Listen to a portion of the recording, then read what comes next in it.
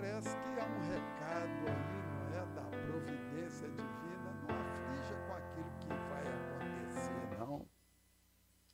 Né? Mantenha a serenidade. Pois é. O imperador Constantino tem uma mensagem inscrita no capítulo 20, no item 2 do Evangelho segundo o Espiritismo. E lá parece que ele diz o que é ser cristão, ou pelo menos ele dá uma dica boa, uma orientação boa. Ele diz assim: espíritas, dois pontos. Vós sois os trabalhadores da última hora.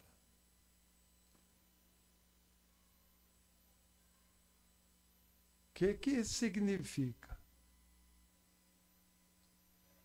Eu acho que tem gente que pensa assim, então, chegar atrasado em tudo, porque nós somos trabalhadores da última hora. Não é isso. É um estímulo. E talvez uma informação interessante. Porque Francisco Cândido de Paula, mais conhecido como Francisco Cândido Xavier, que hoje faz 21 anos da sua desencarnação, ele traz uma informação muito interessante. Um grupo de amigos que indagou a ele: ô Chico, e os espíritas? E a turma que veio de Capela? E o Chico respondeu num grupo pequeno de amigos: todos aqueles que aceitam a reencarnação vieram de Capela.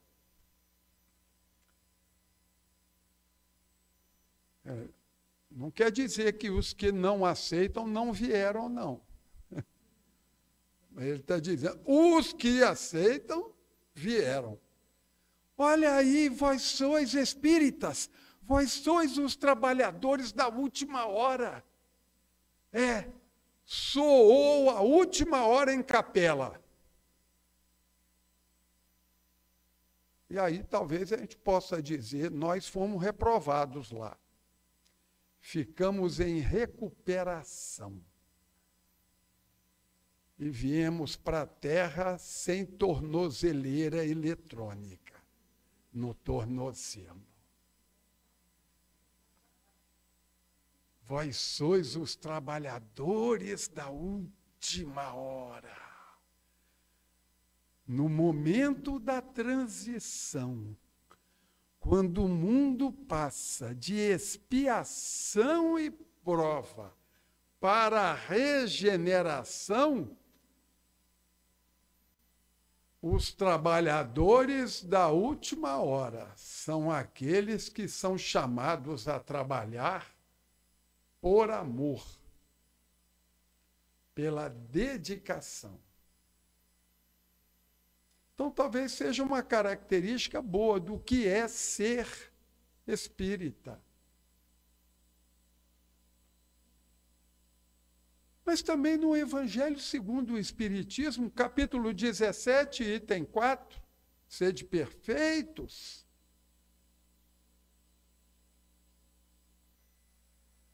Erasto, que foi um grande auxiliador de Paulo de Tarso, lá na cidade de Corinto.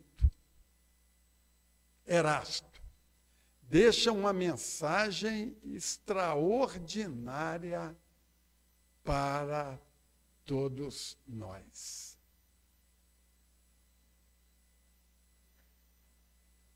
E diz, incentivando a cada um de nós, espíritas, que são os trabalhadores da última hora, mas que tem por missão. Missão. Eu preciso fazer uma correção aqui. Na verdade, é Evangelho segundo o Espiritismo, capítulo 20, também, Trabalhadores da Última Hora, mas no item 4. Do item do capítulo 17 é outra informação. Eu vou passá-la também. Lá está dito: para todos os espíritas se identificarem. E o que é ser espírita quando ele apresenta para nós a missão dos espíritas. Nós temos uma missão. E que se desdobra em duas atividades. A primeira atividade: divulgar o dogma novo da reencarnação. Alguém poderá pensar, ué, mas na doutrina espírita tem dogma? Lá está escrito com todas as letras: o dogma novo da reencarnação. Divulgar. E por que dogma?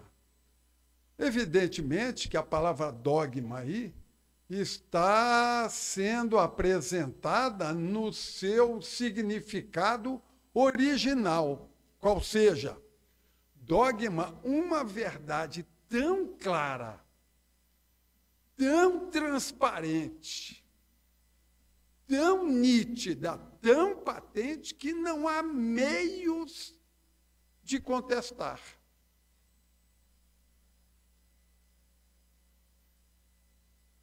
Por exemplo, podemos dizer, até mesmo no inverno o sol é quente.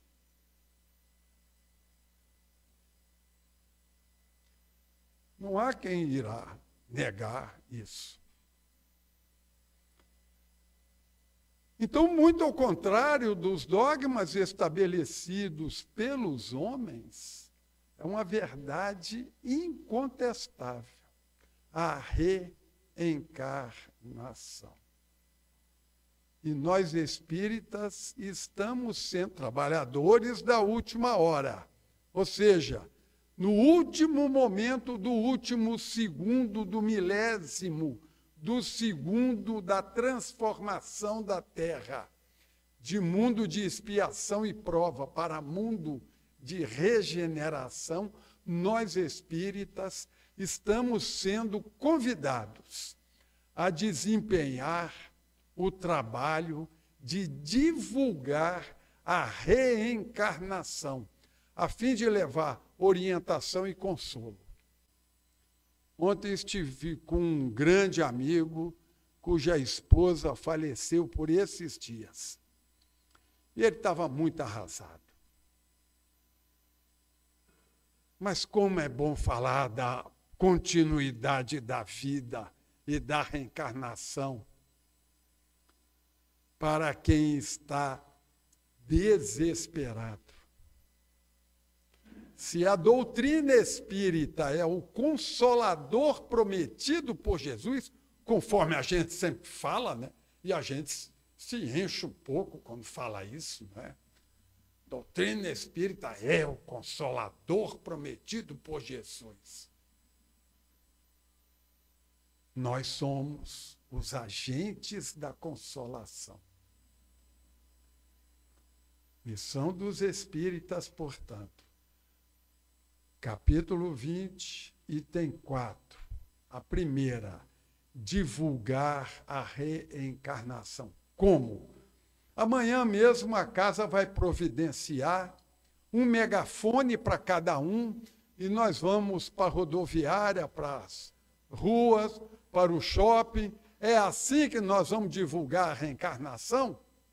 Não, porque o Cristo falou, não atire pérola a porcos. Ou seja, não apresente coisa valiosa para quem não dá valor. Mas estejamos atentos para levar a informação para a alma sedenta que deseja. E também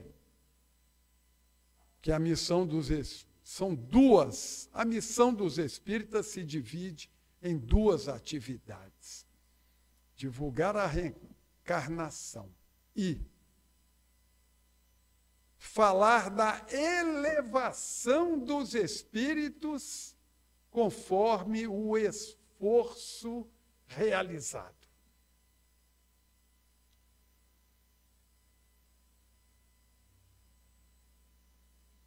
Conforme o esforço realizado. Nós temos um número imenso de parentes, de amigos, de vizinhos, que mesmo sendo perfilhados, vinculados a algum movimento religioso cristão, mesmo assim, nos momentos de dificuldade, de sofrimento, duvidam da existência de Deus.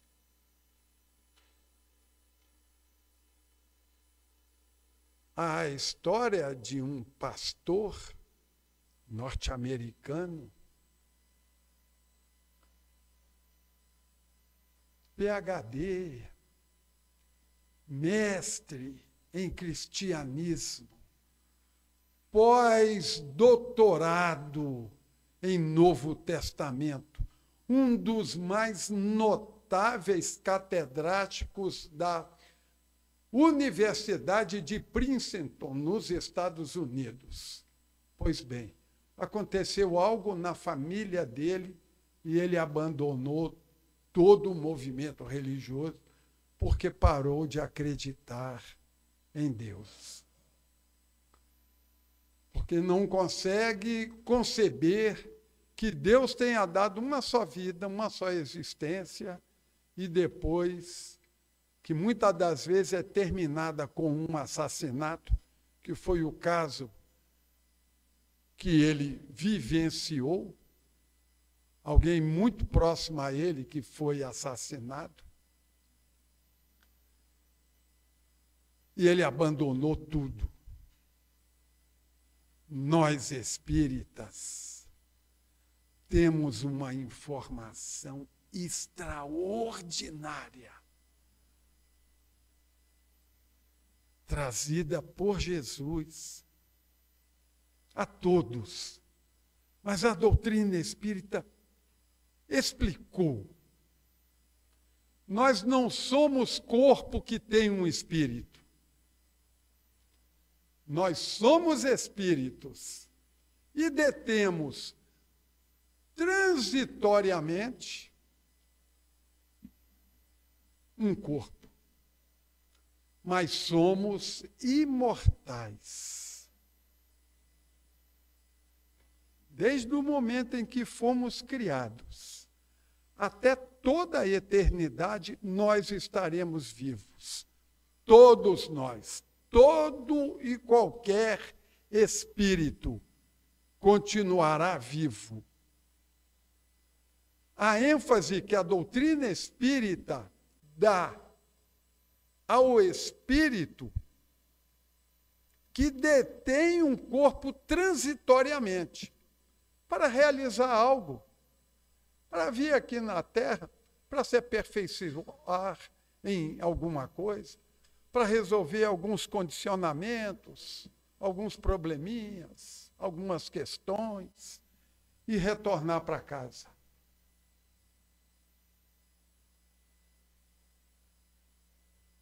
Não é fácil para ainda que seja vinculado a um movimento cristão, evangélico ou católico, aceitar a morte. Porque a conotação, a ideia que eles têm é que há um corpo que tem um espírito.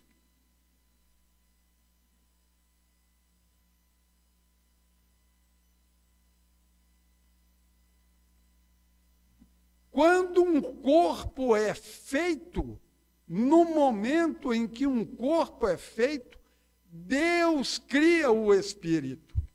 Quando o corpo morre, o espírito dorme, porque fica sem conseguir agir, esperando o dia do juízo final, que parece que não acontece nunca. Nós estamos conversando ali com a dona Marlena, ali fora, e nós lembramos, Sócrates viveu 500 anos antes de Cristo. Está dormindo? Sócrates está dormindo? É como ele mesmo, o próprio Sócrates, que tinha a concepção do espírito que tem um corpo, e não do corpo que tem um espírito, conforme foi adotado pelos outros dois movimentos cristãos, o catolicismo e o movimento evangélico. A doutrina espírita acompanha o pensamento de Sócrates. O espírito detém um corpo. E, portanto, quando ele foi preso e condenado à morte, e as pessoas ficaram apavoradas, entristecidas, a mulher dele foi chorando na cadeia e segurou nas grades e falou: mas vai ser uma injustiça te matarem. E o Sócrates olhou para ela e falou: e você queria que fosse justo? Ainda bem que é uma injustiça. Mas vamos te matar. Ele falou: jamais. Ninguém mata Sócrates. Vão matar o corpo de Sócrates. Essa é a realidade dos grandes pensadores que foram abafados com o tempo pela necessidade da informação imediata. Uma vida só, morreu, acabou, céu ou inferno. Nós, naquele tempo, tínhamos a necessidade de ouvir essa informação. Mas a verdade sempre fica quietinha, esperando o momento de se revelar. E veio com a doutrina espírita. Então, divulgar a reencarnação, que mostra a continuidade da vida, não só no plano espiritual, como o espírito retorna, toma outros corpos para continuar a sua caminhada evolutiva. Porque senão Deus seria injusto. Fez a gente nascer por agora, né? E fez outros nascerem na Idade Média, onde a pessoa morria de velhice aos 40 anos de idade.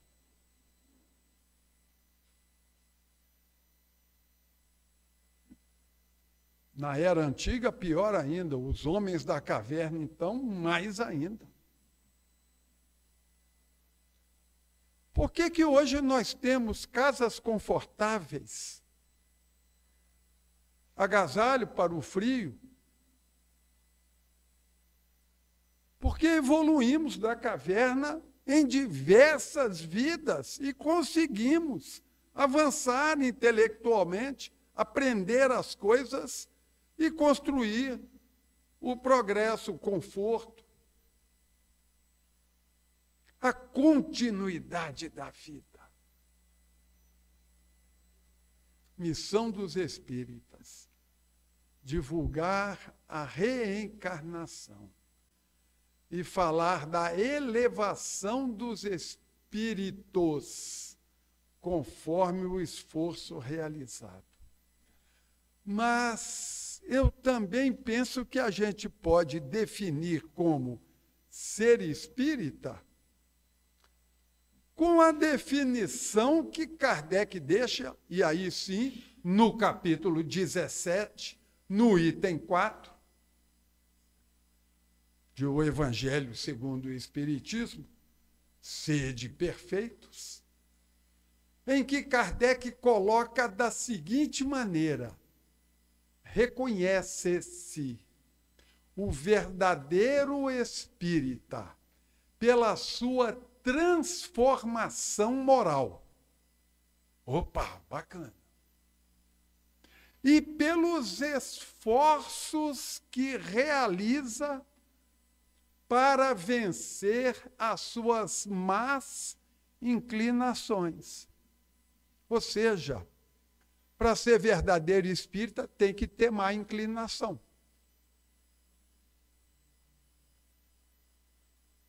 E para ter má inclinação é porque reconheceu que as tem. Mas que se esforça por vencê-las. A questão 264 do Livro dos Espíritos apresenta uma síntese extraordinária para a gente. Vale a pena a consulta. Eu vou dizer aqui conforme me veio aqui a lembrança. Kardec pergunta: que tipo de prova os espíritos escolhem no plano espiritual para vivenciar aqui na Terra? Já sei, todo mundo pede para nascer bonito, rico, com saúde.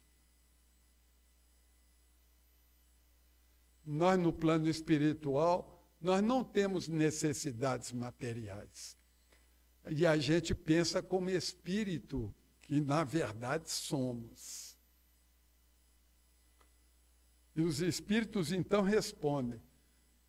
São 3, geralmente, os pedidos. Só 3. Olha que interessante. Uns pedem a prova da pobreza e da necessidade para aprender a gerir os recursos. Esse parêntese aí é meu, não está na resposta. Outros pedem a prova da riqueza e do poder. Oba, é esse que eu quero.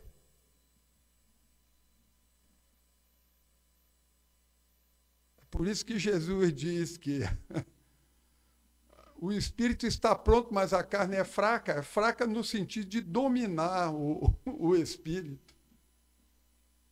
No plano espiritual, a gente pensa diferente. A gente olha a nossa real necessidade como espírito que somos. Porque os espíritos, na resposta, dizem: alguns pedem a prova do poder e da riqueza, vírgula, muito mais difíceis do que a primeira. Qual é o primeiro pedido? Pobreza e necessidade. A segunda, poder e riqueza. E os espíritos continuam explicando. Essa aqui, coitados, dos que têm que passar por essa. Raríssimos conseguem vencer por conta das facilidades que ela abre.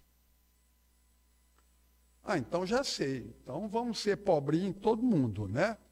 Então vamos pegar aquele Fusca 68. Alguém ainda tem aí um Fusca 68? Eu tinha, era uma belezinha de carro. Chamava ele de Cascão, porque ele era marrom.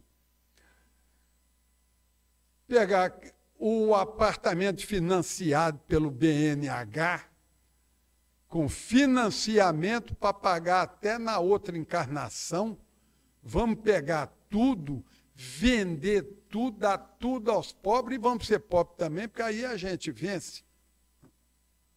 Se a gente nasceu com a condição de riqueza ou de poder, é porque há uma expectativa da espiritualidade a respeito da nossa atuação. E por que os recursos ficam na mão de um, concentrado na mão de pessoas? Tem muita gente que não entende isso. O espírita entende. Porque os recursos não são suficientes para todos. E as pessoas são diferentes. Se pegar todos os recursos, distribuir igualmente para todo mundo, no segundo seguinte, já vai ter diferença. Porque um vai pegar o dinheiro e vai para Caldas Novas passear. O outro vai aplicar. Vai abrir um negócio. Né? Tem gente que pega o ovo, quebra o ovo, ou frita o ovo e come. Tem gente que pega o ovo, põe para chocar e tal, cria os pintinhos e vira galinha, que bota mais e tal, e bota um galo aí para trabalhar junto, e a coisa vai e tal, e monta uma loja para vender ovo. As pessoas são diferentes. Então, se a alguns é dado o poder e a riqueza, é porque ele tem um compromisso, pagar salários, movimentar a economia. Então, não é erro, é missão a ser cumprida. E trabalho difícil.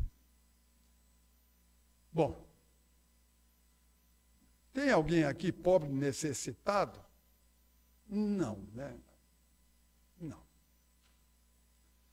Tem alguém aqui arquimilionário que detém um poder extraordinário? Graças a Deus também não, né? Então, nós não estamos nem com essa prova, nem com essa, uai. O que é que eu tenho que fazer? A terceira, uns escolhem a prova da pobreza e da necessidade. Outros escolhem a do poder e da riqueza, muito mais difícil do que a primeira. E uma grande multidão escolhe lutar contra os vícios. Ah, mas eu não fumo, eu não bebo. Não é apenas esse. O que é vício? É tudo aquilo que você sabe que faz mal para você como espírito. Mas você continua. É isso. Reconhece-se o verdadeiro espírita pela sua transformação moral e pelos esforços que empreende para vencer as suas más inclinações. Então, não se reconhece o verdadeiro espírita pela iluminação que ele tem, pela sabedoria que ele tem, pela bondade que ele tem, pelos 10.500 orfanatos que ele mantém, os asilos, os hospitais. Reconhece o verdadeiro espírita pelo tanto que ele conseguiu se transformar para melhor. E como hoje é o dia da gente lembrar de Chico Xavier, eu me lembro de mais uma aqui. Chico Xavier estava reunido e saindo em Pedro Leopoldo. Na época, nós morávamos, quer dizer, meu pai, a gente era tudo adolescente, menino e tal. Nós morávamos em Belo Horizonte meu pai e minha mãe, de vez em quando, na sexta-feira, ia até Pedro Leopoldo, que é uma cidade próxima, lá conversar com Chico Xavier e tal. E papai, quando voltava, contava para a gente. Reunia a fiarada, que naquele tempo, que ele tinha menos de 6 filhos, o povo olhava com a cara torta, né? Fulano é meio fraquinho, olha só 8 filhos, né? Então, meu pai sentava, reunia a meninada e contava as coisas que ele ouvia do Chico Xavier. E a gente guardou.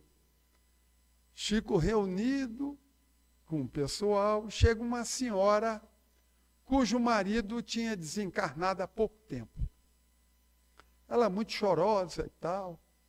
Chegou, o Chico deu um abraço nela e falou, minha irmãzinha, vá em paz, ele é um bom homem. Ali e tal, ela saiu. Tal. Alguém da cidade que estava ali, quando a senhora se afastou, alguém da cidade que conhecia a peça do marido dela, perguntou para o Chico, ô Chico, bom homem? Chico, bondade demais atrapalha. Faz isso não, ué. Esse homem era cachaceiro. Ele batia na mulher, ele deixava a mulher e os filhos passar necessidade para gastar o dinheiro em jogo e tal. Bom homem. E o Chico falou, bom homem sim. Melhorou muito, porque na encarnação anterior ele matava. Nessa ele não matou nenhum ainda. E morreu sem ter matado nenhum. Foi uma vitória. Hã? Tinha evoluído. Conseguiu resistir ao vício de tirar a vida de alguém. Se a grandiosidade da doutrina espírita traz para a gente. E que o Cristo aplicou de maneira extraordinária. Vocês já notaram como o Cristo adequa, ajusta o ensinamento dele a nós? Porque está lá no Evangelho de Mateus, um doutor da lei apareceu para Jesus, tentando aquelas pegadinhas, né, para fazer Jesus cair em contradição e tal. Bobajada. Né? E o doutor da lei perguntou para Jesus qual é o maior mandamento. Jesus falou, amar a Deus e amar o próximo como a ti mesmo.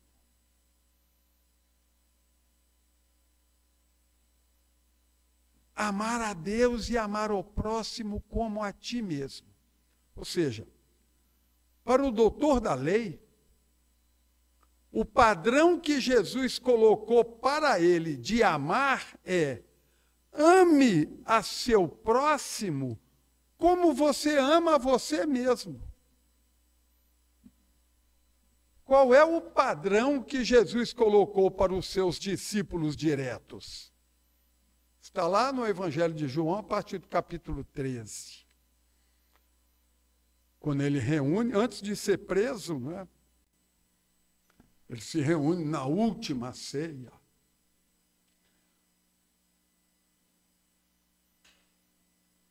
Amai-vos como eu vos amo, ou como eu vos amei. Olha o padrão que Jesus colocou para o doutor da lei. Ame o próximo como você ama a você mesmo, e já está bom demais da conta. Já está um espetáculo se você conseguir isso. Para os discípulos, o sarrafo subiu, né? O obstáculo, o desafio é maior. amai-vos como eu vos amei. O padrão é amar ao próximo como Cristo nos ama, para os discípulos direto de Jesus. E eu fiquei pensando, e para nós espíritas? Jesus é tão caridoso que ele não falou nada para os espíritas.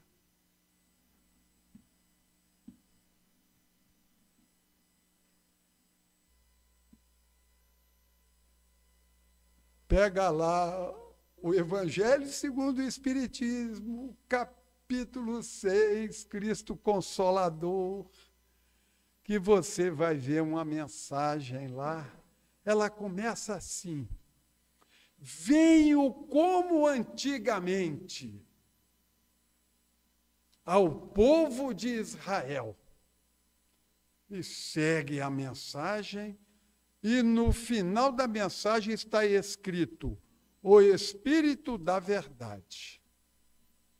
Pois bem, esta mesma mensagem que está no Evangelho segundo o Espiritismo, no capítulo 6, está também no Livro dos Médiuns, no capítulo 31, no item 9, que é um capítulo muito grande, no item 9 do capítulo 31. Venho como antigamente aos transviados filhos de Israel, igualzinho como a mensagem que está no Evangelho, segundo o Espiritismo, no capítulo 6. Só que lá embaixo, no Livro dos Médiuns, está escrito: Jesus de Nazaré. A mesma mensagem.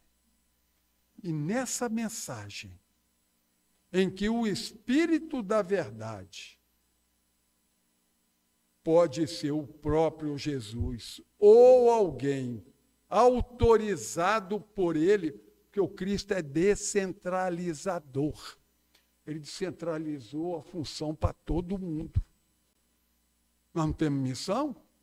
Ah, não, deixa que isso é trabalho do Cristo. Não, ele descentralizou, é para a gente divulgar a reencarnação, falar da elevação dos espíritos. Pois bem, nessa mesma mensagem, Jesus, em pessoa, ou algum espírito em nome dele, que botou o nome Espírito da Verdade, vem dizer: espíritas, amai-vos. Espíritas, instruí-vos. Eu adoro esse vos, porque me lembra um ginásio cheio de zero. Mas que hoje eu entendo perfeitamente que esse vos aí é vocês mesmos, uns aos outros. Amai uns aos outros.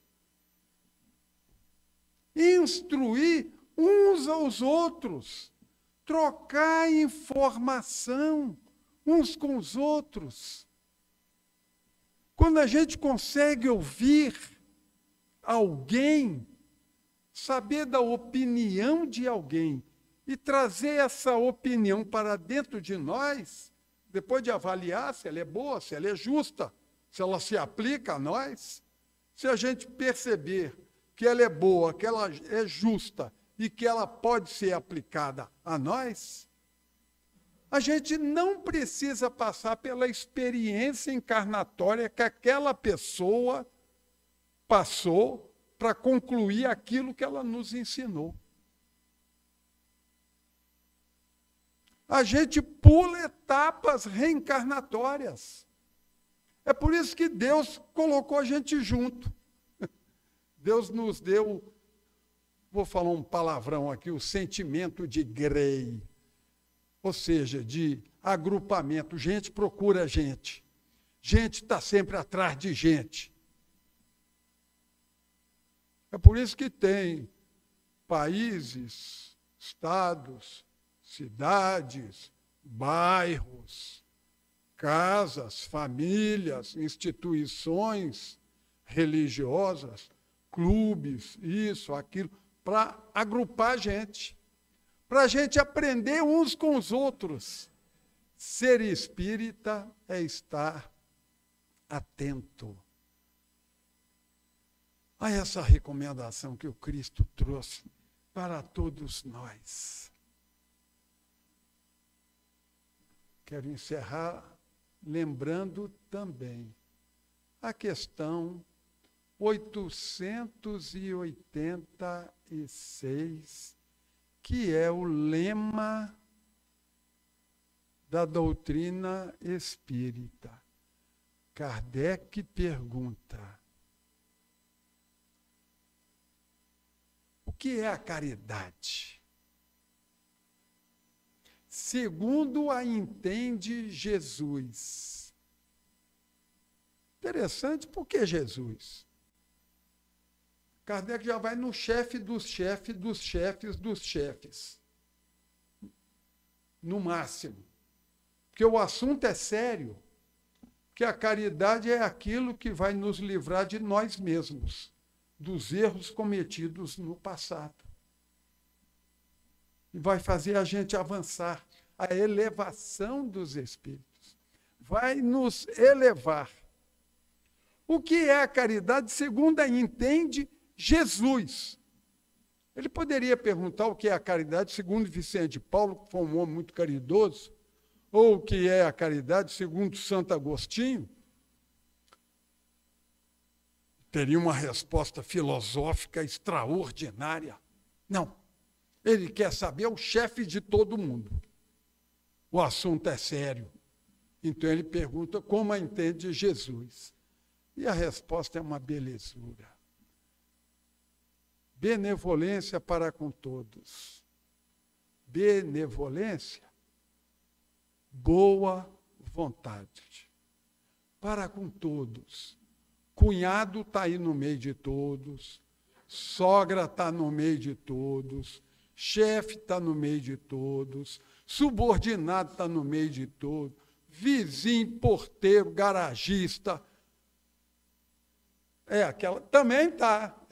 Também está lá. É todos. Boa vontade. Boa vontade. Dá uma chance. Deixar a pessoa ver se ela melhorou.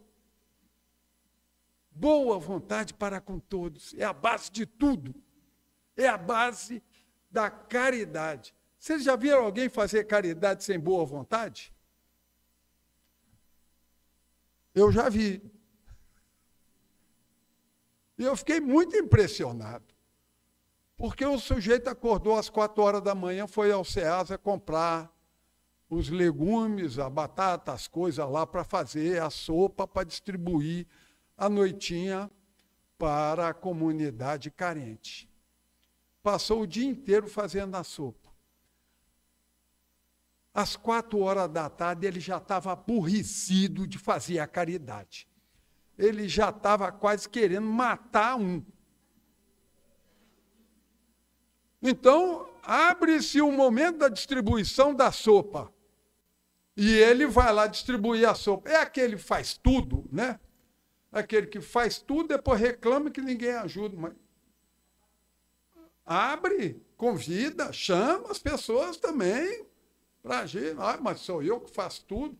Deixa de fazer. Dá uma desencarnada básica que você vai ver que as pessoas ocupam imediatamente as suas funções. Você passa a ser uma lembrança, um quadro na parede, daqui a pouco alguém olha e pergunta para o quadro, quem é esse? Ninguém sabe quem é mais. Pois é, forma-se a fila dos carentes e ele distribuindo a sopa. Teve um que pediu, o senhor podia botar um pouquinho mais? Não, vou botar mais não. Sem boa vontade, sem benevolência, não há caridade. É por isso que os espíritos começam com boa vontade. Aliás, tudo aquilo que a gente faz aborrecido, um dia a gente vai ser convidado novamente para fazer sorrindo.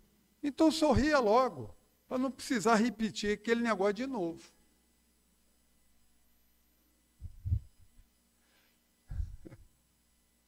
Boa vontade. Benevolência para com todos. Indulgência para com as faltas alheias. É nada com a gente, é falta alheia. Benevolência para com todos, indulgência. A palavra indulgência é interno, né? Dulgência, dulcere, doçura. Doçura interna. Não, não é diabetes. Doçura espiritual. Compreensão nas faltas alheias. Perdão das ofensas. Estão vendo que é um degrauzinho? Se você não tiver benevolência, você não vai ter indulgência. Se você não tiver indulgência, jamais você vai perdoar. Ah, eu não consigo perdoar. É claro, não tem boa vontade. Eu não consigo perdoar aquele traste. É claro. Em vez de chamar de traste, chama de filho de Deus.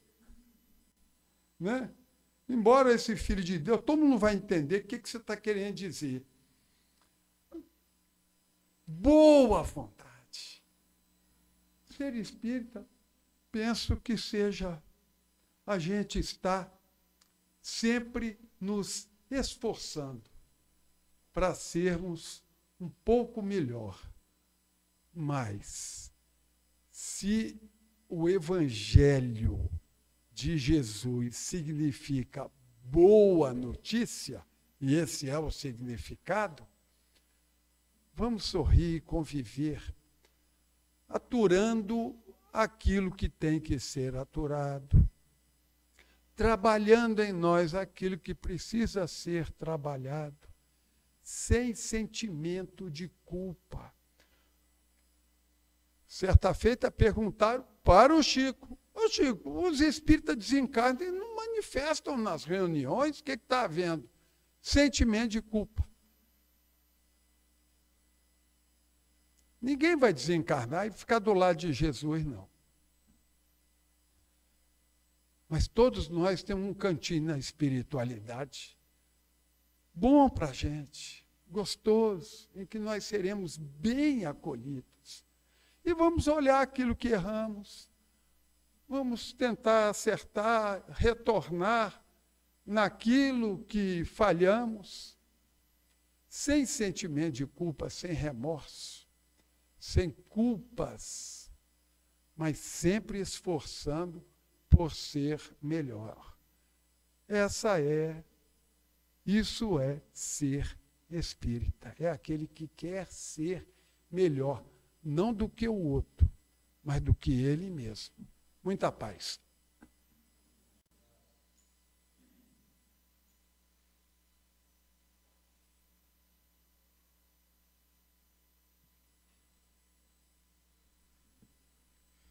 Mais uma vez agradecemos ao Calci pela palestra, pela fala, por conseguir partilhar do Evangelho de uma forma tão alegre, que conquista, facilita nós que estamos aqui a ouvir a fala, o Cristo, os exemplos. Então, mais uma vez, muito obrigado, Calci, pelo carinho, dedicação e pela disponibilidade de sempre, tá?